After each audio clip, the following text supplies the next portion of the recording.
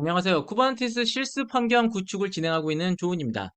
전 강의를 이어서 듣는 분도 계실 거고, 혹은 지금 제가 실습할 수 있는 환경이 ARM64, M1, M2, M3라서 이거를 바로 듣는 분도 있으실 것 같습니다. 그래서 이 부분이 좀 중복되기는 하는데 설명을 드리도록 하겠습니다. 기존에 X86 얘기할 때 설명을 드렸지만, 저희가 웹에서 할 수 있는 쿠버네티스 환경이 있습니다. 플레이 쿠버네티스도 가능하고 킬러코다도 가능합니다. 킬러코다는 제가 주로 시험 볼 때 사용하시면 굉장히 좋다고 말씀드렸고, 플레이 쿠버네티스는 좀 저희가 노드를 추가한다든가 여러 가지 기능 제약이 좀 적은 편인데 동작을 안 하는 경우가 있습니다. 그리고 여기서는 ARM64를 지원하지도 않습니다. 그렇다 보니까 저희가 웹에서 제공하는 좀 제한적인 환경보다는 실제로 데스크탑이나 랩탑에서 구성해서 쓰시는 게 훨씬 더 교육적인 목적, 그리고 실제로 사용할 수 있는 것들이 좀 다양하다는 목적, 뭐 그런 것들을 좀 충족하기 때문에 웹에서 제공하는 것보다는 랩탑, 데스크탑에서 설치하는 것을 주로 진행을 하고 있습니다. 그러면 코드로 이거를 어떻게 배포해갖고 쿠버네티스 환경을 만들 수 있는지를 말씀을 드리도록 하겠습니다. 우선 코드로 배포하기 위해서는 베이그런트라고 해서 프로비저닝 해주는 도구가 필요합니다. 그래서 이거를 사용을 하게 될 거고, 이 베이그런트가 VMware 퓨전에게 코드를 이렇게 배포해줘라고 딱 보내게 되면 VMware 퓨전 이걸 받아갖고 VM들, 즉 우분투를 올리고 그 위에다가 올려진 우분투 위에 컨트롤 플레인과 워커 노드들을 딱 배포를 해갖고 쿠버네티스 클러스터를 구성을 하게 됩니다. 그래서 이 랩 환경을 약간 네트워크 관점에서 좀 설명을 드리면, 뭐 지금은 네, 애플 랩탑으로 되어 있지만 뭐 데스크톱도 가능합니다. 그래서 VMware 퓨전이 뭐 카페든 집이든 이런 와이파이로 연결되는 환경에서 나트 네트워크 1, 2번을 통해 갖고 실제로 랩 환경이 구성이 되게 됩니다. 그래서 지금 보면은 기존에 X86을 들으셨던 분은 나트와 그리고 호스트 온리 네트워크라고 이렇게 들으셨겠지만 VMware 퓨전은 둘 다 나트 네트워크라고 보시면 됩니다. 그리고 이렇게 코드로 쿠버네티스 랩을 구성하기 위해서 필요한 것이 어떤 것이 있냐면, 당연하게도 왼쪽에 있는 베이그런트가 있어야만 이제 프로비저닝을 할 수 있고요. 그 프로비저닝을 받아줄 하이퍼바이저인 VMware 퓨전이 필요합니다. 그리고 실제로 저희가 이거를 배포할 때 코드로 돌아가기 때문에 코드를 제가 이제 만들어서 제공을 해드리고, 이거는 랩을 구성할 때 필요한 건 아니지만 구성된 랩에 저희가 접근하기 위해서 탑이라는 터미널 프로그램을 설치를 해서 그거를 가지고 실제로 컨트롤 플레인 노드와 워커 노드에 접속을 하게 될 겁니다. 그래서 총 3개의 소프트웨어가 필요하다고 보면 될 것 같고요. 이것들을 각각 지금 페이지에 들어가서 VMware 퓨전은 저 페이지에 들어가면은 실제로 링크 타고 넘어가고 해서 다운로드 할 수 있습니다. 그 다운로드 하는 방법보다는 저희가 그 M1, M2, M3 환경이라면 드루가 있을 겁니다. 그래서 드루를 통해서 설치하는 게 훨씬 더 간편하고 간결하기 때문에 고정된 버전을 설치할 수 있도록 제가 RB를 준비를 했습니다. RB를 통하면 고정된 버전을 설치할 수 있기 때문입니다. 그리고 아마도 M1, M2, M3를 쓰시는 거의 많은 분들이 깃이 이미 설치되어 있을 거라 깃을 설치하는 부분은 설명드리지 않도록 하겠습니다. 그리고 코드를 내려받는 부분은 각 강의의 하단에 이제 주소가 있습니다. 왜냐면 강의마다 내려받아야 되는 그 실제로 소스와 구성이 약간씩 차이가 있기 때문에 미묘하게 그런 차이를 반영을 해갖고 각각의 주소에서 내려받은 다음에 거기서 설치를 하셔야 됩니다. 그래서 강의 하단에 주소를 타고 넘어가서 저기 소스 주소를 카피한 다음에 그거를 깃클론에서 내려받고 진행을 하셔야 됩니다. 이제 그 내려받으시는 과정이나 설치하는 과정을 실제로 해보도록 하겠습니다.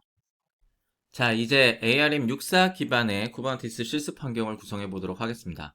가장 먼저 하면 좋을 것이 uname-m을 해서 ARM64인지를 확인하고요. 이게 ARM64가 맞죠?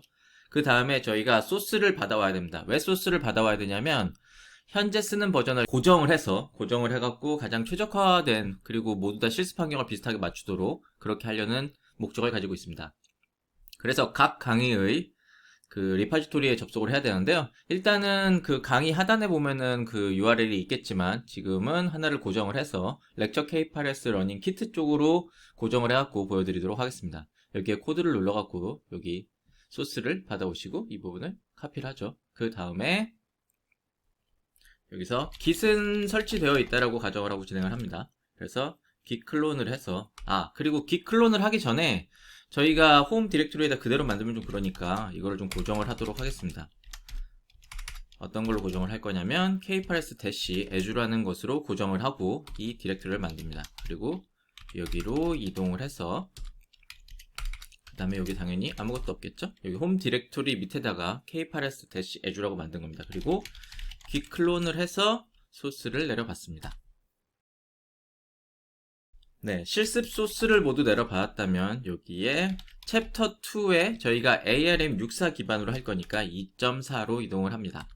2.4로 이동을 해서 내용을 살펴보면 여기에 여러 가지의 내용들이 있는데 여기에서 저희는 그 ARM64를 설치하기 위해서는 K8S-ADV 이쪽으로 이동을 할 겁니다. 이게 각 강의마다 조금씩 다릅니다. 예를 들면은 쉽게 시작하는 쿠버네티스는 K8S로 그대로 되어 있을 거고요. 그리고 프로메테우스는 프롬, 그리고 그라파나는 그라프, 그리고 CI/CD는 CI/CD 이렇게 약간의 코드 네임으로 되어 있을 텐데 URL.kr 그리고 그 코드 네임을 넣으면 가까이 강의가 연결되도록 그렇게 설계도 되어 있습니다. 네, 이건 참고로 그냥 말씀을 드린 거고요.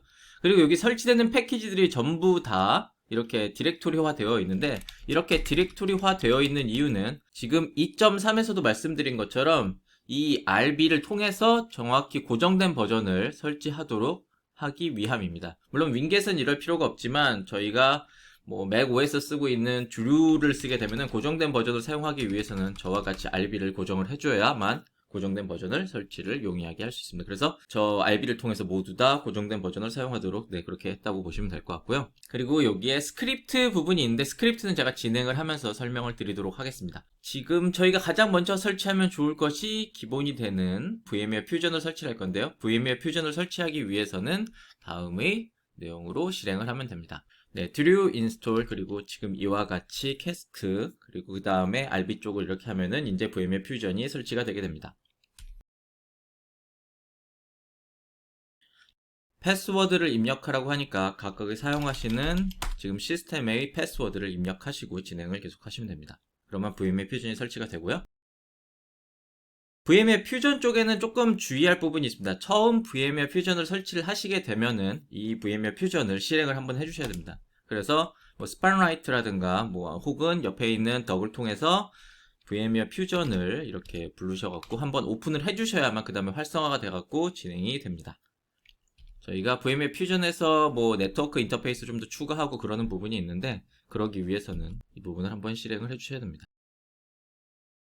네, 그래서 VMware 퓨전이 이렇게 올라오고 나서 그 다음에 이제 저는 이미 라이센스를 동의를 해갖고 그 부분이 뜨진 않지만 아마 처음 하신다면 라이센스를 동의를 하거나 그런 부분이 있을 겁니다. 그래서 그러한 부분들을 해주셔야 됩니다. 이 부분은 제가 했던 부분이라 전부 지우도록 하겠습니다. 삭제를 하고 그 다음을 진행을 하겠습니다. 사실 좀 더 편의를 위해서 그리고 실수를 줄이기 위해서 여러 가지 방법을 고안을 해서 쓰는데 지금 현재 2.4 디렉토리에서 .cmd를 실행을 하시면 제가 실행하는 모든 내용들이 사실 들어가 있습니다. 그래서 이 부분을 취합해서 선택해서 실행하시면 되는데요. 여기 지금 ARM64가 있죠. 그래서 이 부분을 제가 카피해서 실행을 한 겁니다. 그 다음에 퓨전을 설치를 했다면 이 VMware 퓨전이 베이그런트와 접합해서 돌아가기 위해서는 유틸리티를 설치를 해야 됩니다. 네, 버추얼박스는 이러한 과정이 필요가 없지만 VMware 같은 경우는 이러한 과정이 필요가 있습니다. 그래서 이 부분을 복사를 하셔갖고 이 부분을 실행을 하셔서 이 유틸리티까지 설치를 해주셔야 됩니다. 네, 유틸리티까지 설치를 해주셨다면 이제 해야 될 부분이 좀 있는데 여기에 스크립트가 있습니다. 여기 스크립트를 보시면 몇 가지의 스크립트 내용들이 있는데 좀 중앙으로 놓을까요? 이 스크립트 중에서 지금 여기 launch control or VMware utility 이거와 그리고 net status AMVP라는 것을 저희가 실행을 해줘야 됩니다. 왜 이거를 실행을 해주느냐? 지금 이 런치 컨트롤이라는 것은 VMware 유틸리티가 정상적으로 서비스로 동작하기 위해서 런치 컨트롤을 쓰는 부분인데 이걸 하나하나 치시고 하나하나 실습하시는 게 굉장히 어렵다고 판단을 해서 스크립트화한 거고요. 또한 그 에러가 발생할 때마다 즉 시스템을 재기동하고 베이그런트를 통해서 VMware 퓨전을 실행을 하실 때 실행이 정상적으로 안 되는 경우가 있습니다. 그럴 경우에는 런치 컨트롤을 다시 로드 시켜줘야 되는데 그런 것들 다 스크립트 처리화했고요. 또한 UTM이나 이후에 다룰 UTM이랑 같이 사용을 하실 경우에 내 스테이터를 통해서 현재 오픈되어 있는 네트워크 포트나 이런 것들을 확인을 하셔야 되는데 그럴 경우에 유용하게 쓰시라고 전부 다 명령어 처리로 바꿔놨다고 보시면 될 것 같습니다. 그리고 네트워크 인터페이스를 만들어야 되는데 이 네트워크 인터페이스를 만드는 것도 하나하나 치시면 힘드니까 그 부분을 스크립트 처리화한 거고 혹은 네트워크 인터페이스가 전부 다 초기화할 필요가 있으실 경우를 대비해서 이거는 예비용으로 만들었다고 생각하시면 될 것 같습니다. 그래서 저희가 지금 이 세 개를 실행을 할 건데 우선은 이 카피 부분을 먼저 실행을 하도록 하겠습니다. 카피 부분을 실행을 하기 위해서는 저희가 shell 스크립트 그리고 카피 여기서는 sudo를 써야 됩니다. sudo shell 왜냐면은 저게 usr local bin 밑에 들어가기 때문에 이게 스크립트를 저쪽으로 넣기 위해서는 sudo를 쓰셔야 됩니다. 그래서 스크립트 카피 런치 컨트롤 이거를 실행을 하면 저희가 기존에 이제 인스톨 하면서 이 지금 저희 권한을 받아왔기 때문에 이쪽에 VMware 퓨전을 설치를 하면서 권한을 받아왔기 때문에 이게 아무것도 안 뜨는 거지만 보통은 sudo를 실행을 할 때는 패스워드를 물어봅니다. 그리고 하나만 더 실행을 하겠습니다. copy net status amvp 여기까지 실행을 하고 나면은 어떤 형태가 나오냐면 net status amvp를 실행을 하시면 지금 제가 그 좀 잘 보여드리려고 좀 이 폰트 사이즈를 조금 이렇게 조정을 했는데 네, 이와 같은 형태를 표현을 해줘서 여기에 어떤 포트가 어떻게 리슨하고 있고 열려있고 이런 것들을 파악할 수가 있습니다.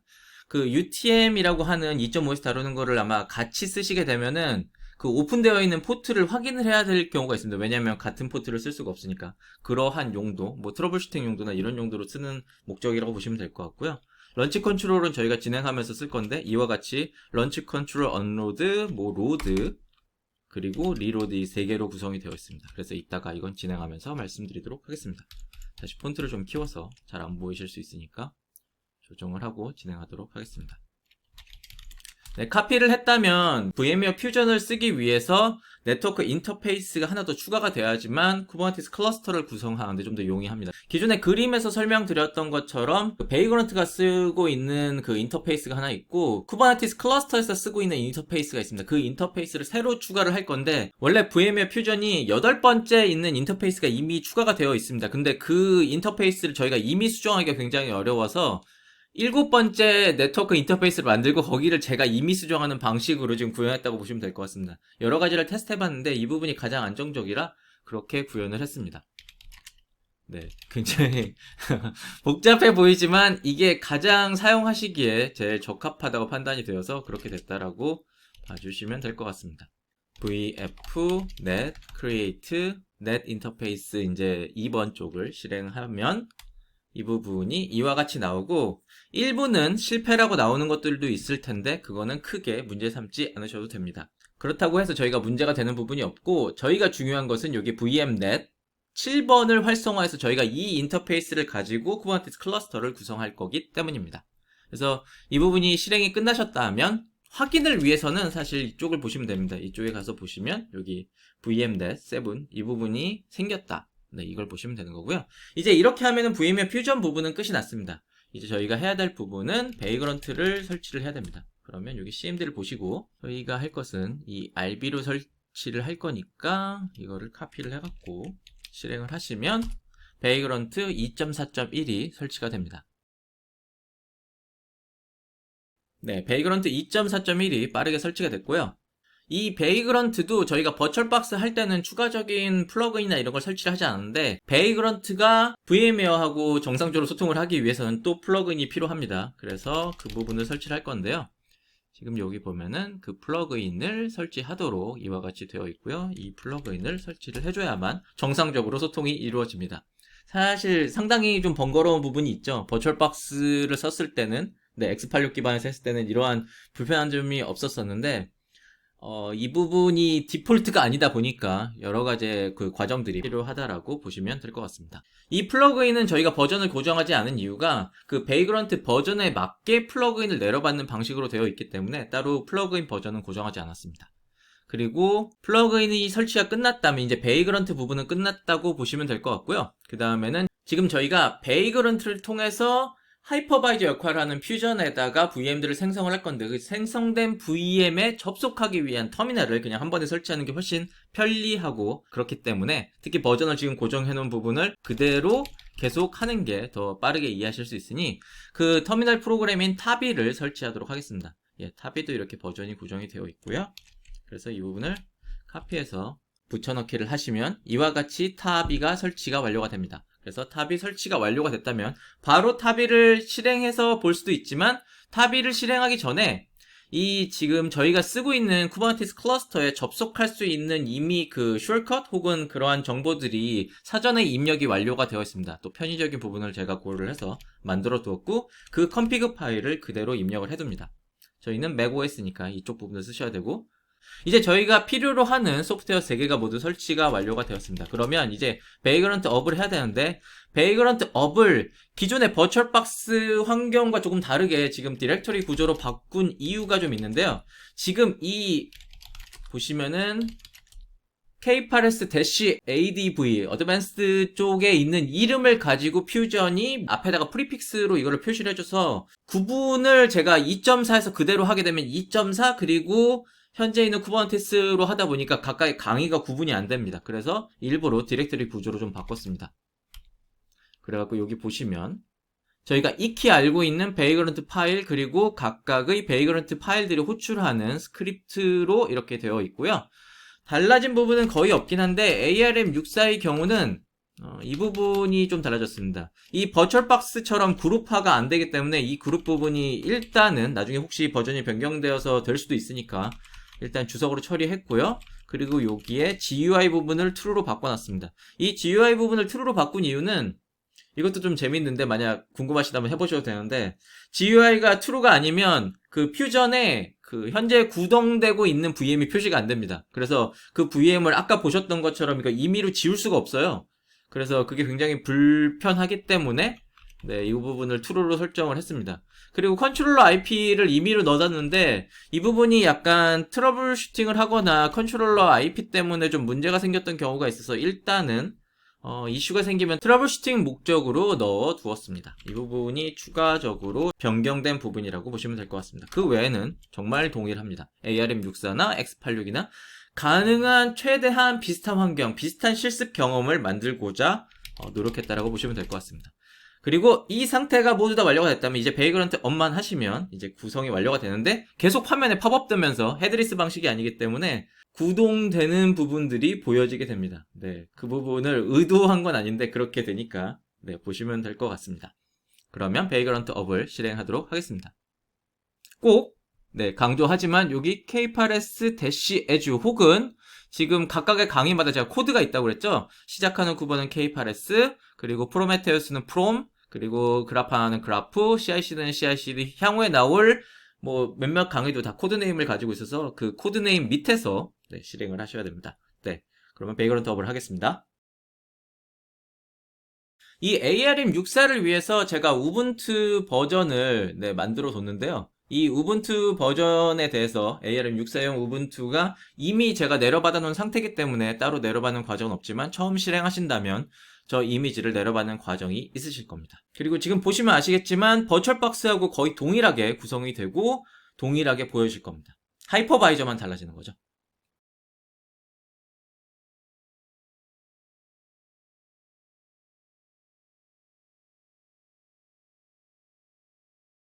네, 배포가 완료되었습니다. 제가 그 자막 처리를 해두긴 했는데 다시 한번 강조해야 되니까 좀 설명을 하겠습니다. 지금 저희가 USR 로컬 빈에다가 카피했던 것들 중에 런치 컨트롤이라는 게 있었고 이거를 저희가 실행을 해야 된다고 했는데 제가 여러 번 반복해서 실습을 하고 이걸 서비스에 등록을 하고 그런 걸 해갖고 지금 동작에 문제가 없었었는데 처음 실행하신다면 꼭 런치 컨트롤 로드, VMware 유틸리티 이거를 꼭 실행을 해주셔야 됩니다. 그래야만 정상적으로 기동이 됩니다. 처음에 베이그런트 업을 하고 바로 에러를 보실 수가 있습니다. 이거를 만약 실행을 안 하신다면. 그래서 이거를 꼭 실행을 하셔야 된다 라고 말씀을 드리고요. 자, 이제 이거를 설명을 드렸으니까 우선 VMware 퓨전의 상태를 좀 보도록 하겠습니다. 네, 이와 같이 VMware 퓨전에 하나, 둘, 셋, 넷이 배포되어 있는 걸 볼 수가 있고요. 여기에 접속하기 위해서 저희가 이제 타비를 부르도록 하겠습니다. 타비를 부르면 이렇게 뜨게 되고 여기에 저희가 일단 호스트 키를 확인을 하도록 하고요. 그리고 저희가 이미 설정을 했기 때문에 이와 같이 CPK8S W1, W2, W3가 이미 입력이 되어 있습니다. 그래서 이 부분을 클릭을 해서 CPK8S로 접속을 하고요. 그런 다음에 여기서 뭐 K를 쓰셔도 되고 큐브 컨트롤러 그대로 쓰셔도 되지만 좀 빨리 하기 위해서 kget node 지금 좀 폰트가 작으니까 좀 키우도록 하겠습니다. 그러면 그림 쿠버 같은 경우는 V1.30.1을 기준으로 한다고 했으니까 이와 같이 배포되어 있는 걸 확인할 수가 있고요. 제가 그림 쿠버에서 코드 설명할 때 좀 말씀을 드렸고, 만약 그 강의를 안 들으신 분들이 있다면 조금 설명을 드려야 될 것 같은데, CRD를 배포를 하기 위해서 워커 노드가 배포가 되어 있어야 됩니다. 그래서 걔네들을 좀 딜레이 시키기 위해서 슬립을 걸어놨고, 이와 같이 슬립이 걸려서 좀 대기하고 있는 애들이 있습니다. 이 부분이 어떤 부분들이냐면, 현재 배포되어 있는 CRD 중에 메탈LB가 있습니다. 여기에 있는 메탈LB들. 이 메탈LB에 관련된 그 CRD 컴포넌트들이 배포되기 위해서 기다리고 있는 거고요. 지금 시간이 12분이니까 이 정도면은 한 3분 정도 기다리면 얘네들이 배포가 완료돼서 그 다음에 저희가 메탈LB에 관련된 내용들을 확인을 할 수가 있을 것 같습니다. 현재 상태에서 파드나 이런 거를 배포하면 어떤 상태가 되는지 일단 확인을 하고, 그 다음에 이제 메탈LB에서 IP를 할당할 수가 없으니까 그 부분이 펜딩이 발생할 겁니다. 그래서 펜딩 되는 부분까지 확인을 해놓고 그 다음에 다른 내용을 진행하도록 하겠습니다. 일단 쿠버네티스 클러스를 배포했으니까 배포한 걸 확인을 해보면 좋겠죠.